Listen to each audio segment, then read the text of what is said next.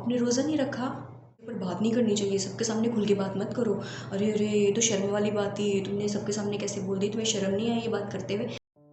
मरहबन शहरुन करीमुन व सलामुन व अमान शहरु खैरुन व सकीना व तरीक।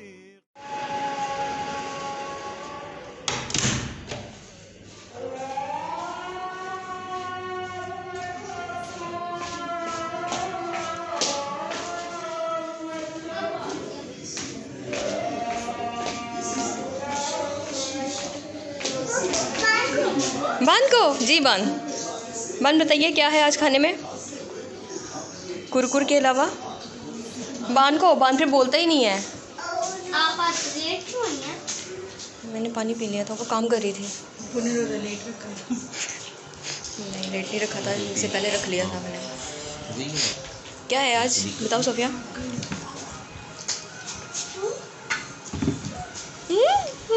किधर भागी जा रही है? किधर भाग जा? मरहबन शहरुन करीमुन व सलामुन।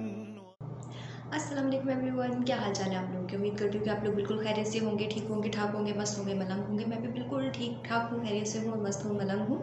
आप लोग सोच रहे होंगे कि 2 दिन हो गए हैं, वीडियो जो है वो नज़र नहीं आ रहा है, तो वीडियोज़ किधर है? तो वीडियोज़ कहीं भी नहीं है, वीडियोज़ इधर ही हैं। 2 दिन से थोड़ी तबीयत अपसेट थी, तो दिल नहीं चाह रहा था कि मैं व्लॉगिंग करूँ। अब तबीयत क्यों अपसेट?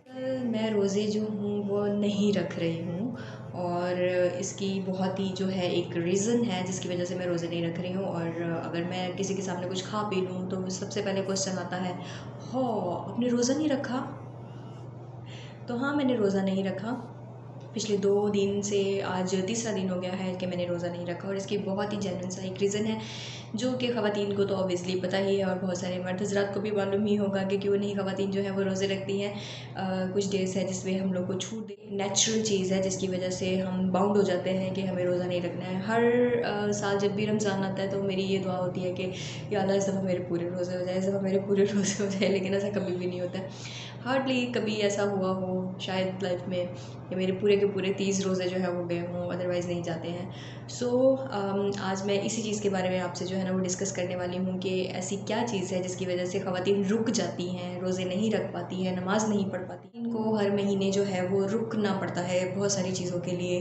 अब उसको क्या बोलते हैं? उसको मेंस्ट्रुएशंस बोलते हैं, उसको साइकिल्स बोलते हैं, उसको पीरियड्स बोलते हैं, और उसको क्या क्या बोलते हैं, उसको ये सब चीज़ें बोलते हैं। ठीक है, हर डिफरेंट लैंग्वेजेस में डिफरेंट नेम जो है उसको बुलाए जाते हैं। अब उर्दू की बात करो तो उर्दू में हम इसको माहवारी बोलते हैं, जो ख़वातीन के साथ जो है वो उनकी पैदाइश से लेकर शुरू पैदाइश से नहीं होती है, लेकिन जो है वो ख़वातीन के अंदर ये एक नेचुरल चीज़ है जो होनी ही होती है हमारे साथ में। अब जो मेंस्ट्रुएशंस हैं, बहुत सारी ख़वातीन मेरे साथ इस चीज़ के ऊपर रिलेट करेंगी कि जब ये शुरू होते हैं कि इसकी एज जो है वो 12 से 13 साल की उम्र के दौरान में या 11 से 12 साल की उम्र में जो है मेंस्ट्रुएशन वो शुरू हो जाते हैं। आप लोग भी मुझे बताइएगा, जो ख़वातीन हैं प्यारी प्यारी सी, वो मुझे बताइएगा कि आप लोग के जो डेज़ हैं ये कब जो है वो स्टार्ट हुए थे, आपके पीरियड्स, आपके साइकिल्स या आपके मेंस्ट्रुएशंस या आपकी माहवारी जो है वो कब स्टार्ट हुई थी।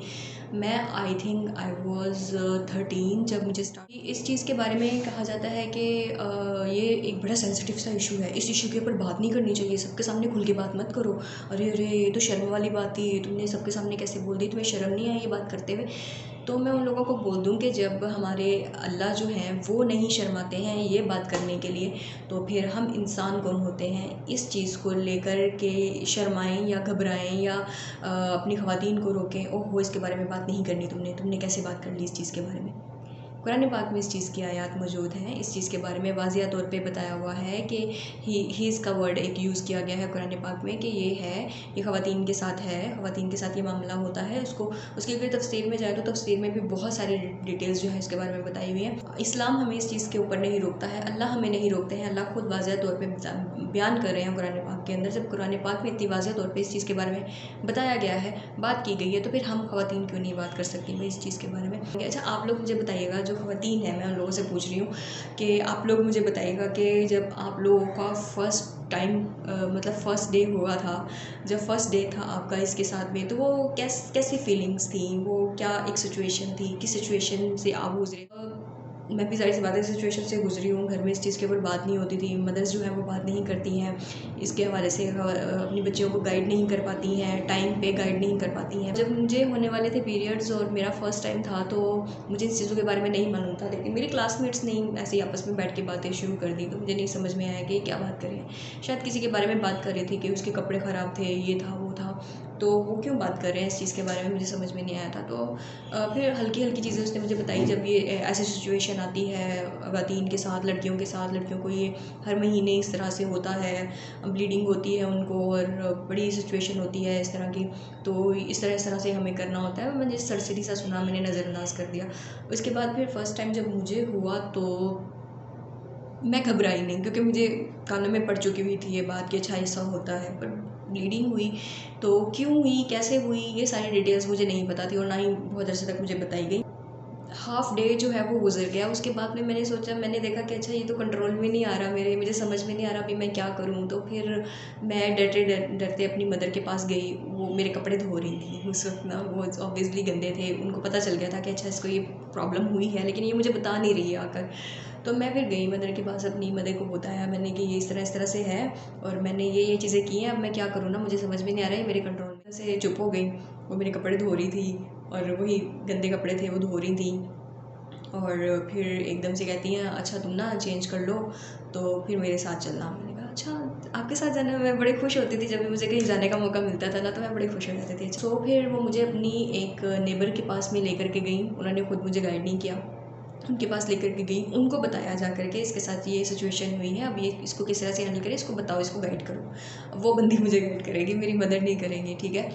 तो उन्होंने मुझे फिर गाइड किया कि इस तरह से होता है, सिचुएशन को ऐसे कंट्रोल करते हैं और ये चीज़ें करते हैं इस दौरान में। मैंने कहा अच्छा ठीक है। मैंने उनकी बात सुन ली और फिर वापस आ गई। और मैं थोड़ा-सा हुई, तब से लेकर आज तक मैं ये सोचती हूँ मेरी मदर ने मुझे क्यों नहीं गाइड किया, मुझे मेरी मदर को गाइड करना चाहिए था, वो उनके पास मुझे क्यों लेकर के गई। ख़ैर कोई बात नहीं, इट्स ओके। अब जो है सिनेरियोज़ वो चेंज हो रहे हैं, लेकिन ऐसा बहुत ज़्यादा मैं कह नहीं सकती कि हाँ वाक़ई सिनेरियोज़ जो है वो चेंज हो रहे हैं, क्योंकि मेरी एक जानने वाली हैं, उनकी बेटी का जब फर्स्ट पीरियड था तो वो उन्होंने मुझसे कहा ना कि तुम जाकर इसको गाइड करो। एक सेकंड के लिए वो पढ़ी लिखी खातून है, अच्छी खासी समझदार खातून है, हालाँकि उनको खुद अपनी बेटी को गाइड करना चाहिए था। जो चीज़ वो अपनी बेटी को बताती, हो सकता है दूसरी बंदी उसको उस तरह से ना गाइड कर सकती। लेकिन जो चीज़ मेरे पे गुज़र चुकी हुई थी, तो मैंने सोचा कि नहीं यार, मैं भी अच्छी तरह से इसको गाइड करती हूँ, क्योंकि बहुत सारी चीज़ें मुझे नहीं बताई गई थी, तो अभी मैं इसको बताती हूँ। लेकिन यहाँ पे मैं ये कहना चाहूँगी कि अभी अब जो नई माएँ आ रही हैं या पहले की भी माएँ हैं, अगर वो देख रही हैं, तो उनको मैं बोलूँगी कि काइंडली ऐसी सिचुएशंस को अपनी बच्चियों को खुद गाइड करिए, क्योंकि आपसे बेहतर जो है वो गाइड कोई और कर नहीं सकता। आप सिचुएशन से गुजर चुकी हुई हैं। शर्माने वाली, घबराने वाली या चुप रहने वाली इसमें कोई बात नहीं होती।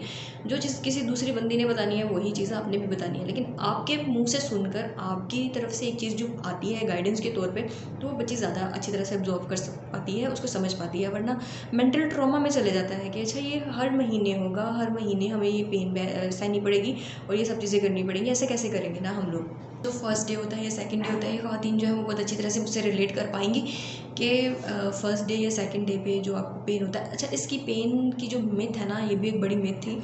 जब फर्स्ट टाइम मुझे स्टार्टिंग में पेन वेन कुछ नहीं होता था, कहते कि देखो इन दिनों में ना हमें पेन होना शुरू हो जाता है, तो अगर मैंने किसी तुम्हें बता दिया तो तुम्हें भी पेन होना शुरू हो जाएगा। तो एक मिथ है जो मैं आपको बता रही हूँ, ठीक है। बहुत अरसे तक मैं इस चीज़ को मानती भी रही हूँ। फिर उसके बाद से वो शायद मेरे माइंड में ही बात बैठ गई। नेक्स्ट टाइम जब मुझे डेट हुई तो उस वक्त मुझे भी पेन शुरू हो गया और बहुत सिवियर पेन शुरू हो गया। मुझे समझ में ना आया मैं क्या करूँ। लेकिन हर दफ़ा ऐसा नहीं होता कि आप पेन किलर खाएं और आपको जो पेन है आपका उससे रिलीफ मिले। हर दफ़ा रिलीफ नहीं मिलता है। जैसे कि इस दफ़ा मैंने खाई लेकिन मुझे रिलीफ नहीं मिला। That is why first day था मेरा वो बहुत ही थोड़ा मुश्किल से गुजरा, क्योंकि मुझे बहुत ज़्यादा पेन हो रहा था, टांगों में बहुत पेन हो रहा था, मेरी लोअर बेली में बहुत पेन हो रहा था, मुझे कमर में बहुत पेन बारे में ना। अच्छा, इस चीज़ के बारे में ना बहुत सारी मिथ्स भी ऐसी मशहूर हो जाती हैं, जैसे कि भागना नहीं है, आपने दौड़ना नहीं है, ठंडी चीज़ें नहीं खानी है, और ये कि नहाना नहीं है। आप जितने दिन लाइक अगर आपको 7 से 8 दिन तक का आपका स्पैन है इसका पीरियड्स का या फिर मेंस्ट्रुएशंस का, तो आपने नहाना नहीं है, आप नहा नहीं सकते। तो ऐसे बहुत सारी मिथ्स हैं जो हमारे साथ साथ जो है वो चली आ रही हैं, और शायद अभी भी बहुत सारी ख़वातीन जो है इसके ऊपर बिलीव करती होंगी। लेकिन मैं आप लोगों को बता दूं कि नहाना बहुत ज़रूरी होता है। नहाना इसलिए ज़रूरी होता है ताकि वो एक तो आपकी जो पाकीज़गी होती है वो बरकरार रहती है। आप ख़ुद को बहुत रिलीफ, बहुत रिलैक्स सा फ़ील करते हो। अगर आपको बहुत ज़्यादा पेन रहता है तो उसके लिए ज़रूरी होता है कि आप नहाएं, आप शावर लें गर्म पानी। तो मिथ्स हैं पुराने ज़माने की, ये नहाना नहीं है, हम ये चीज़ें नहीं खा सकते, वो चीज़ें नहीं खा सकते, ऐसा नहीं कर सकते। हर चीज़ कर सकते हो भाई साहब। ये कोई ऐसी बीमारी नहीं है कि आप इसमें कुछ कर ही नहीं सकते, बिल्कुल हाथ पैर बांध के ऐसे डल से होकर बैठ जाओ। हाँ, बंदा डल हो जाता है, तबीयत थोड़ी सी अपसेट रहती है, मूड स्विंग्स होते हैं, कोई काम करने को दिल नहीं चाहता, उठते हैं तो पेन होता है कमर में, टांगों में, पेट में, बाज़ बात सर में भी बहुत दर्द हो जाता है। लेकिन मेरा मोस्टली जो है वो लोअर बॉडी में बहुत पेन होता है, टांगों में, पैरों में, कमर में, बहुत ज़्यादा स्टिफनेस रहती है।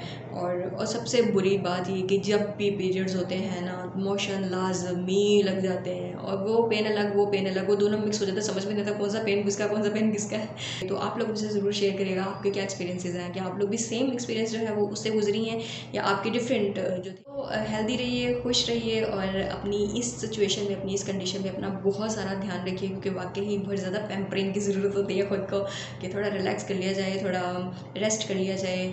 और बॉडी को वाकई उन दिनों में रेस्ट की ज़रूरत होती है। लेकिन ये नहीं कि आप बिल्कुल ही बेड पे लेट जाएँ और सोए रहें और अजीब सी कंडीशन में चले फिरेंगे नहीं, तो वो जाहिर सी बात है, जैसी सिचुएशन, जैसी कंडीशन है आपकी, वो और ज़्यादा वर्स्ट होती चली जाएगी। तो बेटर है कि थोड़ा रिलैक्स कर लिया करें, आप चल फिर लिया करें, बातें बातें कर लिया करें।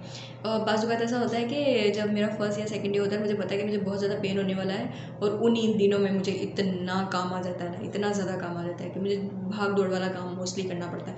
कभी भाग रही हूँ, इधर जा रही हूँ, कभी भाग रही हूँ, उधर जा रही हूँ।